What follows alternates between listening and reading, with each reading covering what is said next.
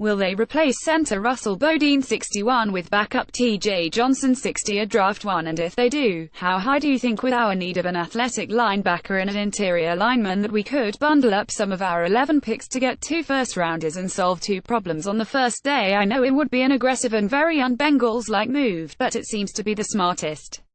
Derek Sheehan, Pequa, OHDEREK, it's not the smartest move this year. You'll get pretty much the same player at 15 that you'll get at 21 that you'll get at 40. I think you'd rather have 2 third-rounders in this draft, like the Bengals, rather than 2 first-rounders. Ask Buffalo. From what I'm hearing, the strength of this draft is rounds 2 through 5, so if anything the smart move is trading back in the first round. How about maybe solving 3 problems in the first 2 days? I think they can stay right where they are and come out of the first 5 rounds with a starting center, a linebacker that won't start but is active on game day, and a safety of some sort. The sense is it's not a strong backer group at the top, but there are some solid ones later on. I see the Bengals hosting Mike McGlinchey from ND. He'd be a nice pick at 21. What I am curious about is who do you see being salary cap casualties, particularly on offense. I like the stable of young receivers. Do you see Brandon LaFell or someone else going? Also, what about Wilson at safety? I know he was injured last preseason, but I thought they really liked his speed and playmaking abilities on D as well as on special teams when they drafted him. Brian Molina, Milford, OHBRYAN. I doubt the coaches want veteran wide receiver Brandon LaFell going anywhere. At least right now. They've only got 3 wide receivers that have produced in LaFell, AJ Green and Tyler Boyd. If sophomores John Ross and Josh Malone show what a first-rounder and fourth-rounder should show in the preseason games, maybe that's a move they make. But I don't know how they can do it until then. But you're right, somebody is going to have to go. Let's see what happens in the draft. That's why they haven't cut anybody yet, either. Waiting on the draft, and if you have a surplus in a position. They traded up to get Houston safety Brandon Wilson in the 6th round, largely, I think, because they've penciled him in as a special teams maven, and he certainly showed the potential in the last 8 games. They're hoping he grows into safety, but it sounds like they think they need somebody now. New offensive line coach Frank Pollock in Dallas stays as part of Marvin Lewis' new wave. Jeff, so far the reaction from guys like Dalton and Kirkpatrick is very positive in regarding to the new direction on both sides of the ball as we toward the draft. My question is, with these coaching hires from out of the box and not from within, has Marvin and Mike learned that you have to expand your horizons at times in order to get to that next level, or is this a mirage in how things will be done? Thanks, Wayne Milliken, Streetsboro, Ohio. Wayne, I think both guys know that. It's not the first time both have done it. You can argue 2 of the Bengals' more successful head coaching hires besides the first one. PB made a pretty good hire and himself came from outside Bengaldom in Forrest Gregg with an AFC title and Marvin Lewis with 4 division titles. Both guys used that fresh perspective to dramatically turn around the worst stretches in franchise history. So Mike saw that work. And 2 of Marvin's best hires came from outside. In 2008, Mike Zimmer did to the defense what Marv did for the organization in 2003 and changed the culture. He did it so well Zimmer's defense put this team consistently in the postseason. And when Marv went outside the box to hire John Gruden's little brother Jay as his offensive coordinator in 2011, it was enough of a success. The Bengals went to 3 straight postseasons with the rookie QB and rookie number 1 receiver, and the obscure Arena League coach became an NFL head man itself. So I think both Marv and Mike know they've been successful out of the box. It's just a matter of pulling the trigger. Hi Mr. Hobson. Longtime UK fan, feeling optimistic this off and liking the moves so far. As unlikely as it is to happen seeing we have overspent on FA, would Des Bryant be a fit for the Bengals? Younger than LaFell, no pressure to be the number 1, massive RZ presence. I love the potential we have in RZ with a healthy Eifert, but sadly I cannot believe he will stay fit. Also hoping for more Hewitt leading Mixon runs this year. Thank you for your work on keeping us all up to date. Damien Hazelwood, Newcastle under Lyme, England. Damien, thank you for reading, and it's always great to hear from the land of the original Hobson's choice. Cambridge. Bryant would look great in stripes. A latter-day Carl Pickens that pulls down anything. But, you're right. How do they pay Des, plus Geno and Dunlap and Denard? And I think HES probably headed to where veteran receivers always go. Baltimore. And it's just not economics. It's also philosophical. At some point the Bengals have got to put these young guys on the field and play. I don't know how you draft a guy in the first round like John Ross and bring in a vet like Dez. It's not like 2010 and they desperately needed T.O. after they found out Antonio Bryant's knee was defunct. You read my mind on back Ryan Hewitt leading the way for running back Joe Mixon. I think Hewitt is their best guy that plays the least and needs to get so many more snaps. Carlos Dunlap and the winning play versus Indy last year. The Bengals would like to keep it going. Jeff, it's almost draft time. And hope springs eternal. My question isn't focused on the draft though. Who do you see getting new deals from the Bengals in late summer? I can't see the Bengals not resigning Geno Atkins right before the start of the just like they did back in 2013. I think they may push to resign Denard, especially given how well he played down the stretch last year. I know they like to pay their younger players as opposed to their aging vets. My worry, though, is that they might not aggressively try to resign Carlos Dunlap. I know Geno is as good as it gets, given his string of Pro Bowls only broken when he blew his knee out in the 2013, but when I think of Dunlap, I think of how he wins the Bengals a game almost by himself.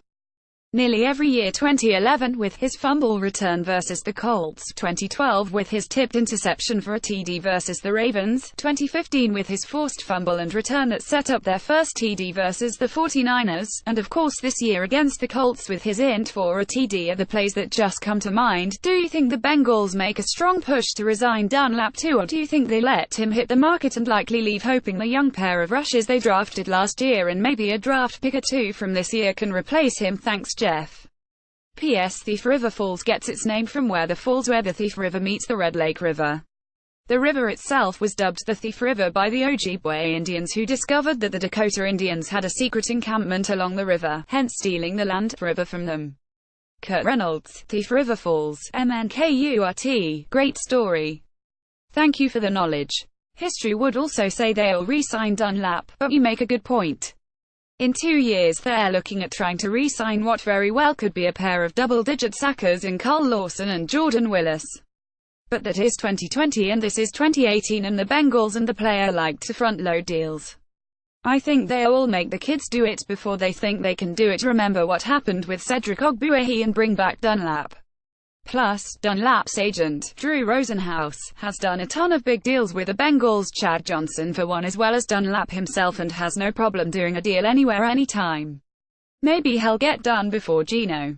And, you're right, they'll do what they can to get Geno. The goal is both and should be. How can the Bengals upgrade their defensive backfield? Iloka, Kirkpatrick, Denard, they are more inconsistent than they are at actually making plays. The only bright light being Jackson. We give up so many long pass plays, and TDs, that we have no chance of closing out games. Please help me understand how the DBs we have on this team are better than I'm giving them credit for. Dale Hill, Broken Arrow, okay DALE, sure, they could use better safety play when it comes to turning it over, and they seem committed to either signing a vet or drafting one fairly early that can pick it off. They gave up some long plays, 8 more than 40 yards, but not gross. That put them in the middle of the NFL pack. 5 fewer than Pittsburgh and 1 more than Baltimore and Cleveland. They gave up 6 in 2015 with Reggie Nelson playing a Pro Bowl safety. So 8's not bad, not great, but I don't think the big plays or the major things that have held them back. Instead, I think the inability to close out games is also tied to pass rush and decisions on whether or not to blitz and how effective the blitz is. Yeah, they need to get the big plays number down, but I think our memory of the Aaron Rodgers throw in the Green Bay OT, that 72-yard shrug and flip, can skew the big picture a bit. I disagree with you on the corners. In fact, we should start wondering how, if, when they extend Darqueze Denard and not just Dunlap and Atkins. He had a very solid year. ProFootballFocus.com rated him 22nd among all corners, ahead of guys like Xavier Rhodes, Stephon Gilmore, old friend Terrence Newman, and his old friend Trey Waynes. Not to mention T.J. Carey, Cleveland's new $8 million a year man. In the slot he was rated 12th, ahead of Patrick Chung, Bill Belichick's favorite player, and Tyrann Mathieu and Kenny Vaccaro, a couple of first-rounders.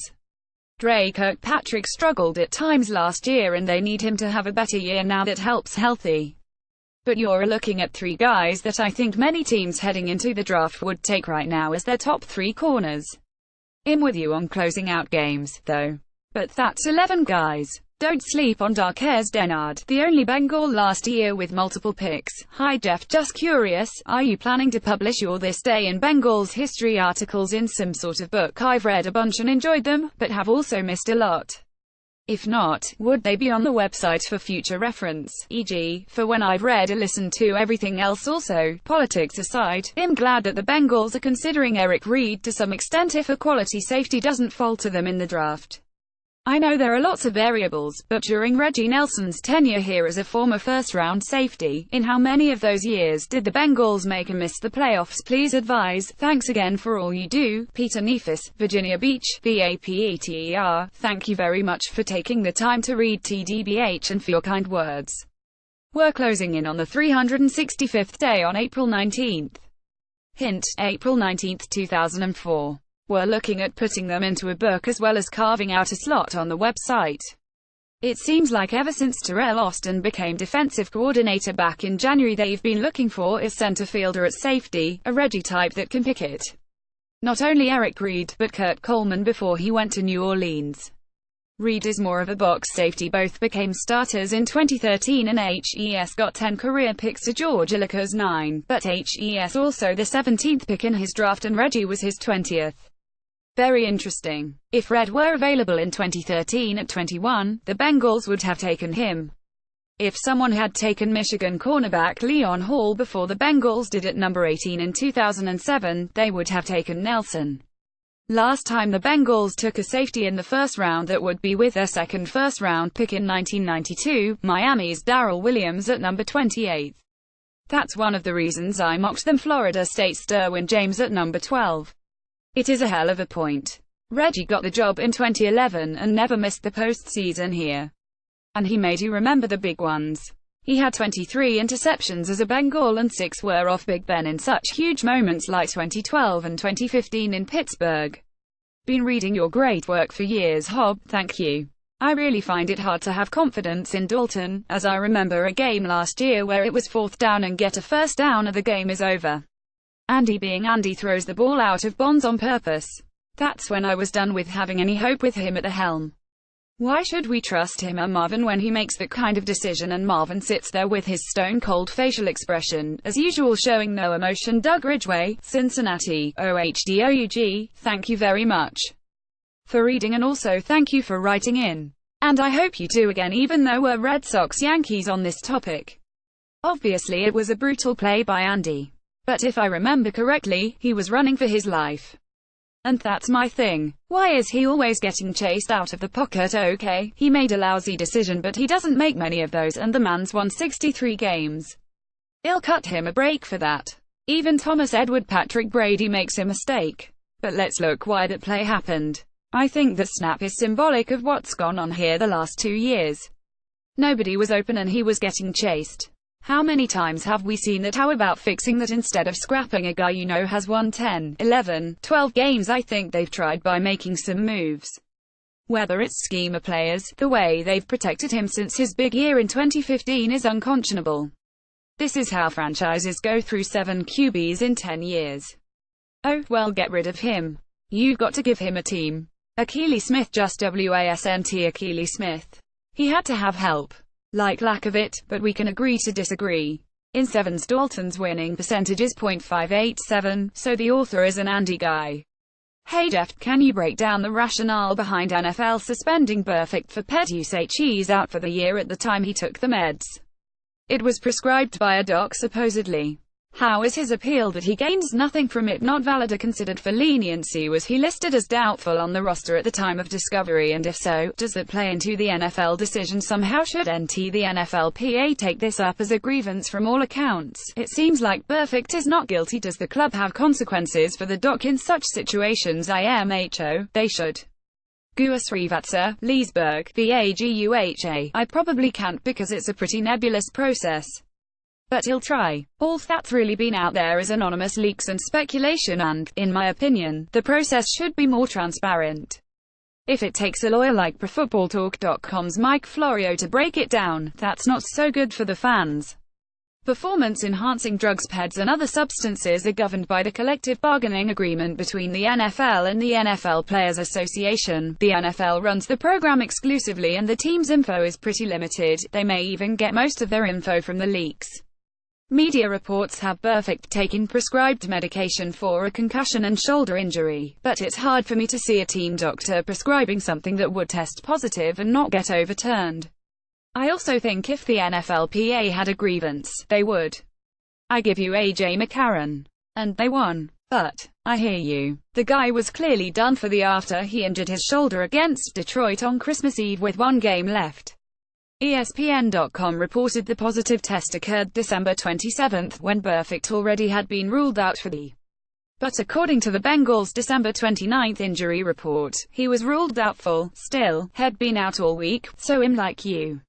How could he gain an advantage if he wasn't practicing or playing in games? But that's not what the policy says. Via PFT's Florio on March 17, although Perfect ultimately didn't play in Week 17, he tested positive during the week preceding the game. And, more importantly, during the week after the last game he played, in Week 16. As defined in the policy, the playing season shall be defined as the period beginning with the player's first preseason game of the and ending the week following his final regular postseason game, and his last game was December 24. But, like you, I wonder, he didn't play any more games. Given it's the first time Tez has been suspended for PEDs, and given that published reports speculated Adderall was involved, which is legal and which millions of Americans take every day, there may have been a mistake made. You'd think the league would have been lenient because his was over, but the appeal obviously went nowhere. The Bengals and the rest of the NFL love Central Florida's Shaquem Griffin. But what is his position in the league? Do you think that the Bengals might draft Shaquem Griffin? Aiden Comerford, King of Prussia, PA. Aiden, I think Griffin, the Central Florida linebacker, is one of about 80 guys they could draft, but the question is where. I've seen him projected anywhere around the league, from between the 3rd and 7th rounds. I don't think the Bengals have any problem with the fact that Help's got just one hand. They love the guy's speed, athleticism and character. If there is a pause in drafting him, it is where do you play him? He's only 220 pounds and he may be a tweener. Maybe not. Back or a safety, but you have to feel he'll be a terrific special teams player. One of the great stories of this or any other draft in which pick he'll go is one of those classic eye of the beholder selections.